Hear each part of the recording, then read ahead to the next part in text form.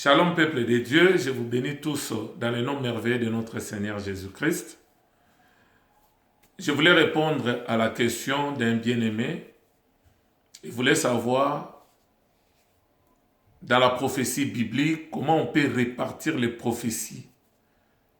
Comment on peut savoir que cette prophétie, ça concerne Israël et telle prophétie, ça concerne l'Église.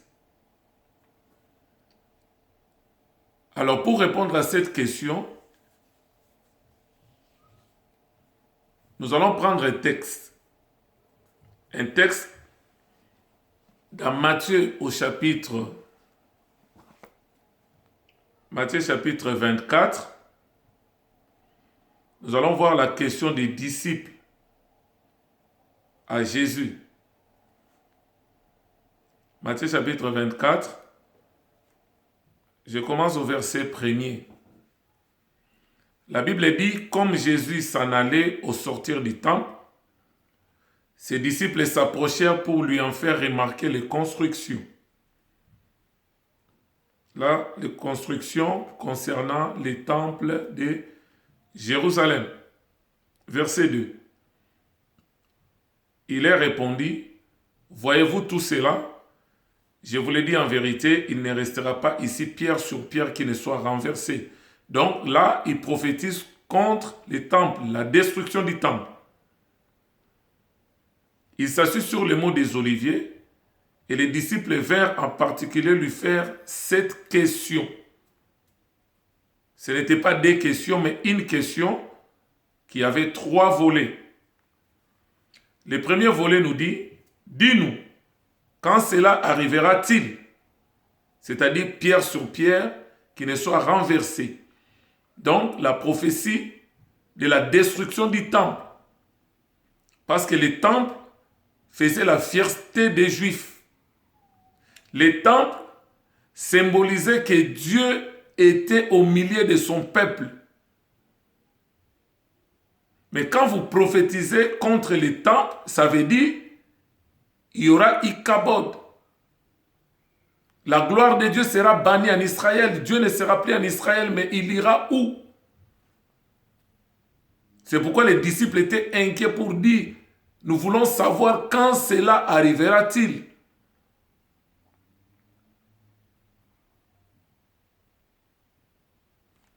Deuxième volet.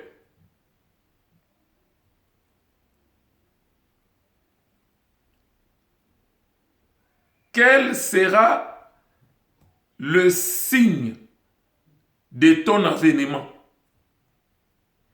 et de la fin du monde?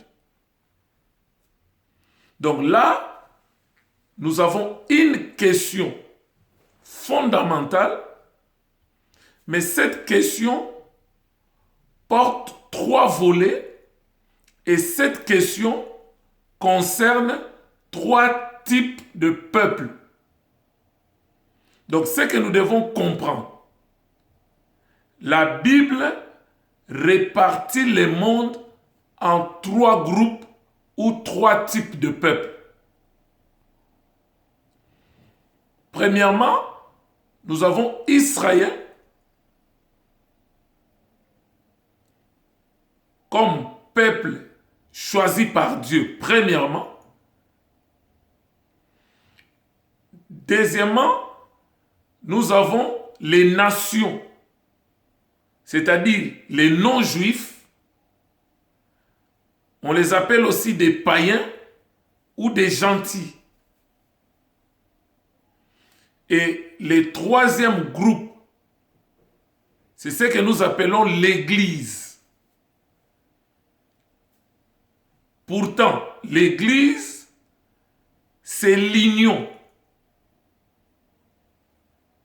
des rachetés juifs qui croient au Messie et des rachetés qui sont sortis des nations qui croient en Jésus-Christ. Ils forment ce que nous appelons l'Église.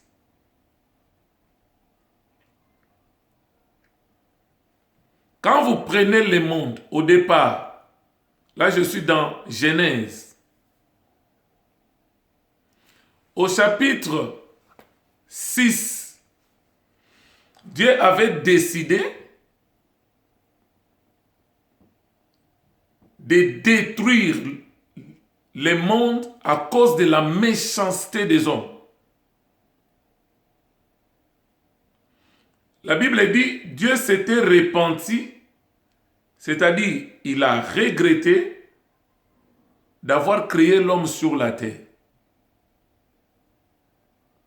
Mais au verset 8, la Bible nous fait voir un homme de cette génération qui avait trouvé grâce aux yeux de l'Éternel. Ça veut dire, même Noé n'avait pas mérité d'être sauvé. Mais il a eu grâce. Maintenant, à partir de Noé, Dieu a repeuplé le monde après le déluge. Maintenant, Noé avait 3 fils. L'aîné, c'était Japheth. Le deuxième, c'était Sem. Et le troisième, c'était Cham. Et c'est avec ces 3 fils que l'Éternel a repeuplé la terre. Et si vous faites des études ou des recherches, vous allez voir que Japheth, qui était l'aîné, c'est lui qui est l'ancêtre des Occidentaux. Et quand vous prenez Cham, l'ancêtre des Cananéens, de plusieurs peuples, eux, nous les Noirs, nous sommes sortis de Cham. Par notre ancêtre que nous appelons Cush.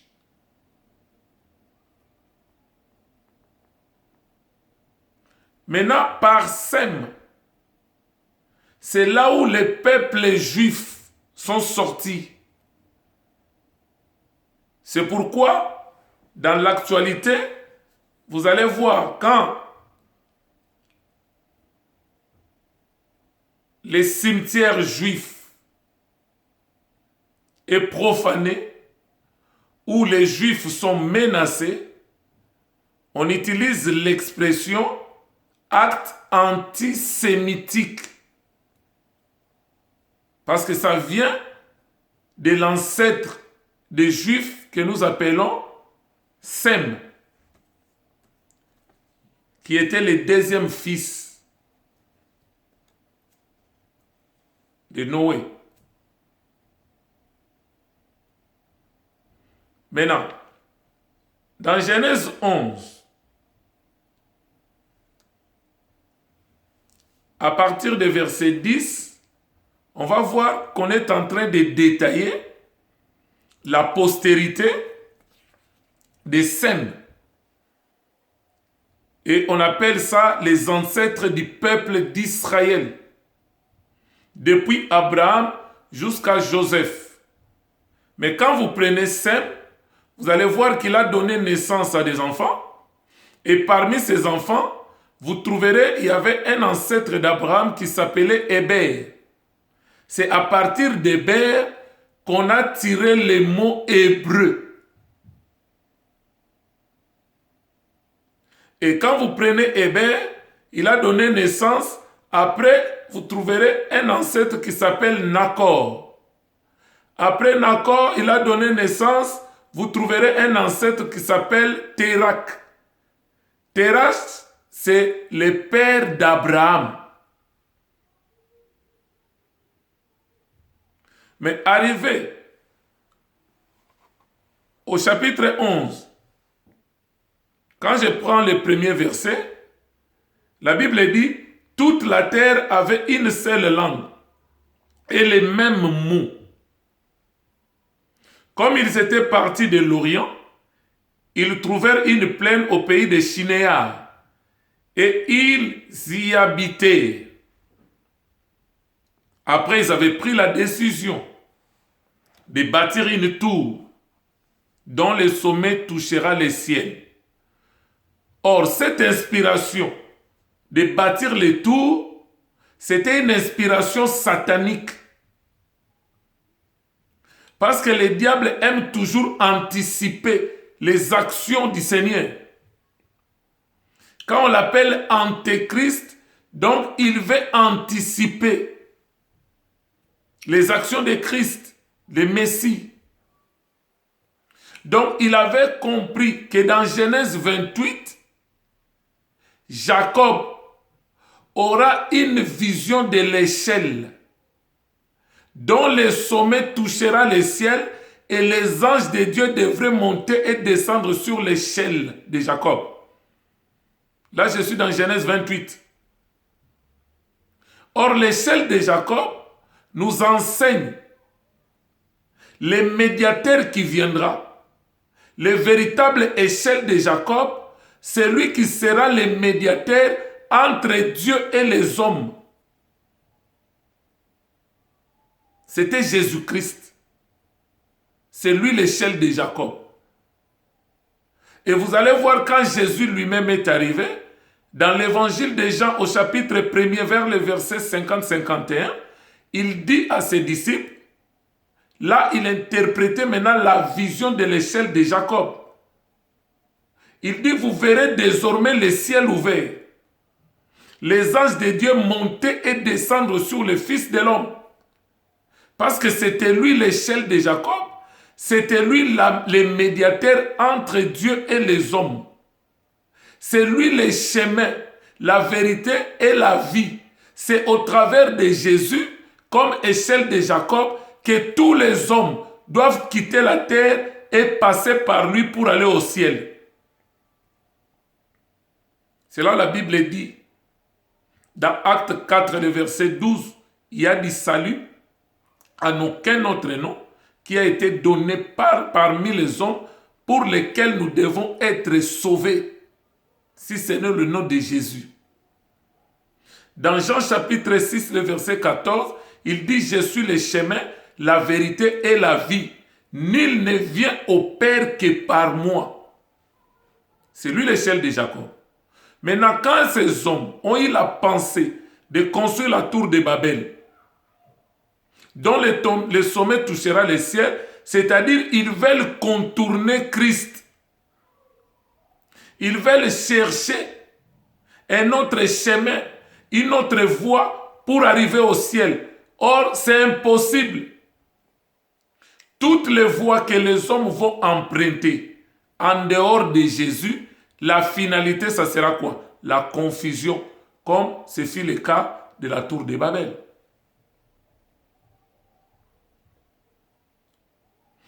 Ça sera toujours une œuvre inachevée. Même la conspiration des hommes, la conspiration des occultistes, des satanistes qui cherchent à détruire l'humanité, leur sort, leur finalité, c'est la confusion.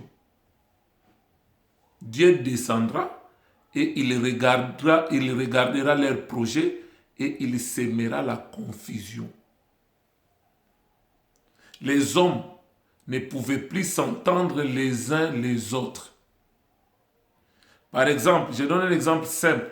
Quand Dieu a jeté la confusion, du coup, il ne pouvait plus avoir une même langue, il ne pouvait plus avoir les mêmes mots.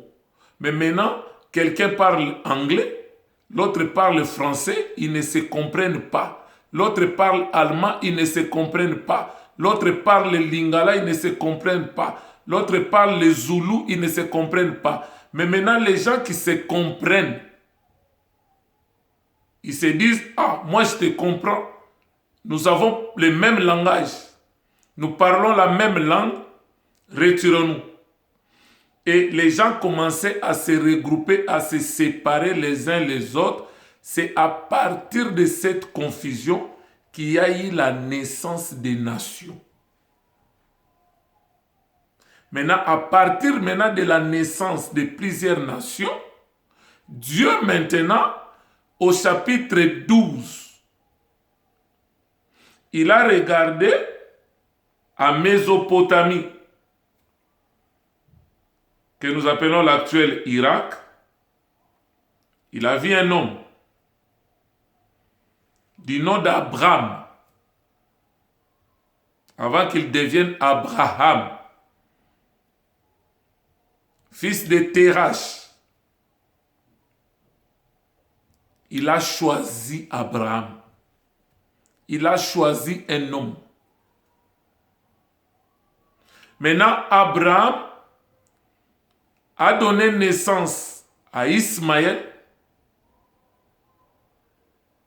selon la proposition de Sarah, sa femme, parce que Dieu l'avait rendu stérile. Pourtant, Dieu avait fait la promesse à Abraham. Genèse 12, le verset 1er, je lis.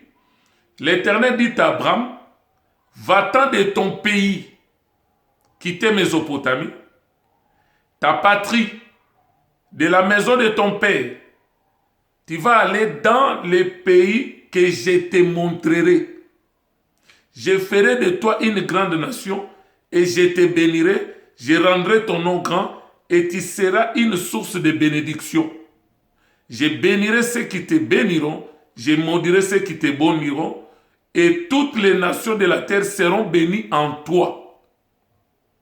Abraham partit comme l'Éternel lui avait dit, et Lot partit avec lui. Abraham était âgé de 75 ans lorsqu'il sortit de Charan. Abraham prit sa femme Sarai et Lot, le fils de son frère, avec tous les biens qu'il possédait et les serviteurs qu'il avait acquis à Charan, ils partirent pour aller dans les pays de Canaan.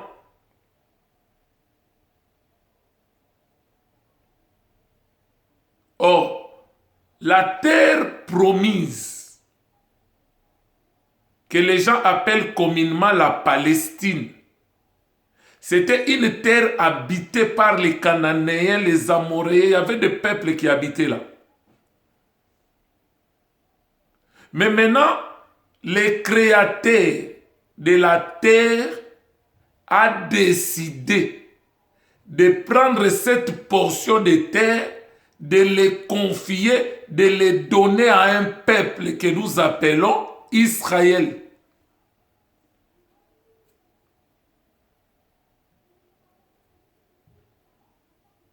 Il dit, je te donnerai à toi, Abraham, et à ta postérité pour toujours. C'est le propriétaire de la terre qui a décidé ainsi. Pourtant, à l'origine, Abraham, qui est sorti de la Mésopotamie, l'actuel Irak, c'était un Irakien. Mais Dieu dit, je vais faire de toi un peuple. Je t'ai choisi. Maintenant, il a eu Ismaël, l'ancêtre des Arabes, des Ismaélites. Mais Dieu a dit, ça c'était la solution des hommes. Pourtant, j'avais promis que je ferai de toi une grande nation. Sarah, ta femme, te donnera un fils. Et il a fini par avoir Isaac, le fils de la promesse. Quand vous allez dans Galates au chapitre 4, le verset 24-25, vous allez voir, la Bible parle de Sarah et d'Agar, qui représentent deux alliances. Il parle d'Ismaël et Isaac, comment le fils naquit selon la chair, Ismaël, selon la proposition des hommes, selon la tradition humaine, persécuter le fils de la promesse, Isaac. Et qu'est-ce que l'Écriture rapporte? Chasse l'esclave et son fils, parce que le fils de l'esclave ne doit pas hériter avec le fils de la femme libre, Isaac. Parce que Isaac naquit selon la promesse. Maintenant, Dieu a pris la lignée d'Isaac. Et vous allez voir, Isaac à son tour, il a eu Ésaü et Jacob. Dieu a choisi la lignée de Jacob, pas Ésaü. Et à partir de Jacob, il a eu maintenant les 12 fils qui forment les 12 tribus d'Israël. Donc, par l'ancêtre Héber, tous les descendants, même Abraham, même Ismaël, Isaac et Ésaü, ils sont hébreux. Mais ils ne sont pas israélites. Israël commence avec Jacob lorsqu'il a lutté avec l'ange de l'Éternel et Dieu a changé son nom. Il dit, tu ne t'appelleras plus Jacob, désormais tu t'appelleras Israël. Ce qui veut dire, c'est lui qui a lutté avec Dieu, il a vaincu. Donc, l'appellation israélite commence avec Jacob. Et Jacob a donné naissance aux 12 fils. Et ces 12 représentent cette nation d'Israël. Et s'il faut aller loin avec les études, et vous allez voir, au travers maintenant des Judas, il y a eu la religion judaïsme, aux habitants de la Judée, c'est là où on prend aussi la connotation juive. Mais des fois, nous les appelons tous des juifs. Donc, au moment où Dieu a appelé la personne d'Abraham, Dieu a choisi tout un peuple. C'est pourquoi la Bible dit Dieu d'Abraham, Dieu d'Isaac et de Jacob. Donc, c'était le Dieu d'Israël. Maintenant, les restes des nations, c'est ce qui constitue dans la prophétie de Dieu des nations ou des non-juifs, autrement appelés aussi des païens ou des gentils.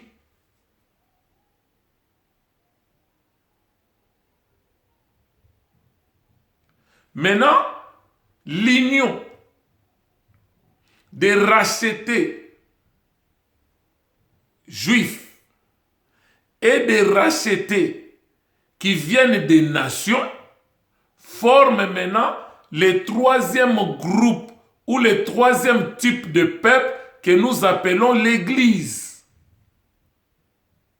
Quand vous allez dans Romains au chapitre 11, on nous parle des branches de l'olivier franc qui sont là dans l'olivier franc conformément à leur nature. Là, on voit Israël, des juifs messianiques qui ont accepté Jésus comme Seigneur et Sauveur.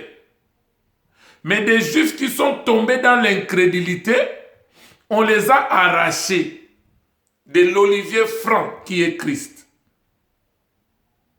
Maintenant, nous, qui étions autrefois peuple des nations, olivier sauvage, maintenant, on nous a coupés dans la forêt. Et on vient maintenant nous greffer dans l'olivier franc, contrairement à notre nature. Maintenant, ensemble, avec l'olivier franc, nous qui étions olivier sauvage, nous formons maintenant ce que nous appelons le corps, l'église du Seigneur. Donc, pour répondre à la question de notre bien-aimé, nous avons vu la question des disciples. Quand cela arrivera-t-il, pierre sur pierre qui ne soit renversée, cette prophétie du temple concerne Israël.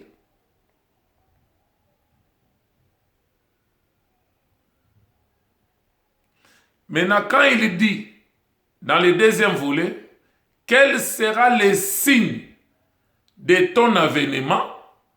Donc, les disciples cherchaient un signe qui permettra à l'Église de comprendre à quel temps il se trouve, comment il peut se situer dans la prophétie, et ce signe n'est autre que l'apostasie.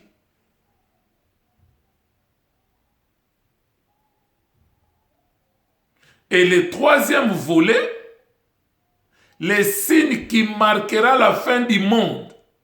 Là, cette prophétie concerne les nations. Voilà les trois groupes ou les trois types de peuples. C'est pourquoi quand vous lisez la Bible, quand vous lisez les prophéties bibliques, vous devez maintenant faire attention. Vous devez chercher à savoir telle prophétie, ça ne concerne qu'Israël, telle autre, ça concerne l'Église, et les derniers, ça concerne les nations. Dans Matthieu 24, Christ a donné les signes avant-coureurs que personne ne vous séduise, car il s'élèvera de faux Christ, il s'élèvera de faux prophètes, de faux docteurs, de faux pasteurs, tous. Ils traîneront des foules nombreuses derrière eux. À partir des signes, des miracles et des prodiges mensongers qui ne viennent pas de Dieu, qui viennent de Satan. Parce que ça sera des gens qui vont pactiser avec les diables pour séduire maximum de personnes. Et la Bible dit dans 2 Thessaloniciens au chapitre 2, le premier verset jusqu'au verset 12, pour ce qui est de l'avènement du Seigneur. L'apôtre Paul dit, je ne veux pas que vous soyez dans l'ignorance.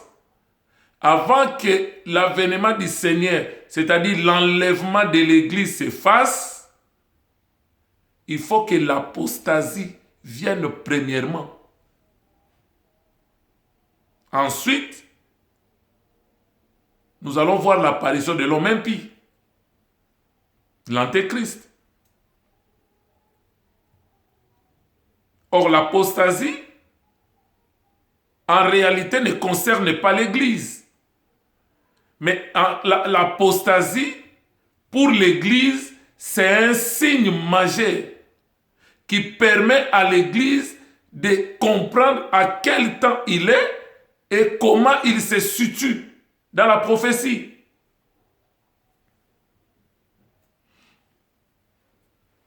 La Bible dit, l'iniquité va croître et l'amour du plus grand nombre se refroidira. Mais la bonne nouvelle pour l'Église, c'est au verset 13. Celui qui persévérera jusqu'à la fin sera sauvé. Mais le verset 14, ça c'est le signe majeur qui concerne les nations. Il faut que la bonne nouvelle du royaume, l'évangile de Christ, l'évangile de la grâce soit prêché partout dans le monde pour servir de témoignage à toutes les nations. Ensuite viendra la fin. Mais pour l'Église, c'est l'apostasie, l'abandon de la foi, les rejets de la vérité et de la lumière, les rejets de Dieu, la rébellion contre Dieu. Pourquoi nous disons que ça ne concerne pas l'Église, l'apostasie? Parce que l'Église du Seigneur ne sombrera pas. La Bible dit, dans Exode 23, je crois le verset 26, la promesse faite à Israël, je vous ai délivré de l'Égypte, quand vous entrerez dans la terre promise, il n'y aura ni stérile, ni la femme qui avorte. Prophétiquement parlant, l'Église est comme la femme de l'Apocalypse 12 qui a reçu la sémence de l'époux et que les diables se pointent, les dragons se présentent. L'objectif, c'est de détruire la sémence. C'est d'attaquer la femme pour que la femme rejette la sémence. Or, la femme, en tant qu'Église, ne rejettera pas la sémence. Elle n'est pas stérile parce qu'elle a reçu la sémence de l'époux et elle gardera la sémence jusqu'à la fin. C'est ça la bonne nouvelle. L'apôtre Paul dans 2 Timothée 4, il a dit quoi? J'ai combattu le bon combat de la foi. J'ai gardé la foi. Il doit garder la sémence jusqu'à la fin. Et la couronne de gloire m'est réservée, non seulement à moi, mais à tous ceux qui aimeront l'avènement du Seigneur. Donc c'est très important de comprendre que le monde, selon la Bible, est réparti en 3 groupes. Donc il y a des prophéties qui concernent uniquement Israël. Dans Matthieu 24, le verset 32 à 35, il dit « Instruisez-vous par une comparaison tirée du figuier. Quand ses feuilles deviennent tendres, vous savez que l'été est proche. Or, l'été, c'est la saison de la moisson. La saison de la moisson typifie l'enlèvement. Or, le figuier, c'est Israël dans la prophétie. Maintenant, quand est-ce que le figuier a bourgeonné? C'est depuis le 14 mai 1948, au moment où Israël a été reconnu officiellement comme une nation à part entière par les Nations Unies. C'est ça le figuier qui est bourgeonné. Et l'Éternel a dit, cette génération ne passera pas. Quelle génération? La génération qui a vu comment le figuier a bourgeonné. Et nous sommes de cette génération. Il dit, cette génération ne passera pas. Donc, Israël, ils servent de signes pour l'Église. Israël est comme l'horloge prophétique de l'Église. Et Israël, de son côté, il doit aussi regarder l'Église, parce que l'Église doit aussi lui servir de signe.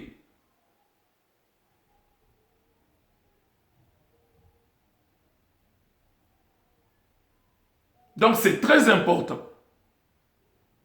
Donc il ne faut pas mélanger les choses. Il y a des prophéties qui concernent uniquement Israël, qui ne concernent pas l'Église. Il y a des prophéties qui concernent uniquement l'Église. Et il y a des prophéties qui concernent uniquement les nations. Quand la Bible parle du temps des nations, vous allez voir Israël opprimé par les nations. Il est allé en déportation à Babylone. Ensuite, il y a eu des Mèdes et des Perses. Ensuite, il y a eu des Grecs. Après, il y a eu des Romains. Et la Bible dit jusqu'à ce que le temps des nations sera accompli. Donc, ne mélangeons pas les choses. Que Dieu nous bénisse. N'oubliez pas de vous abonner dans notre chaîne Héros dans la foi TV. Que le Seigneur Jésus-Christ vous bénisse abondamment. Amen.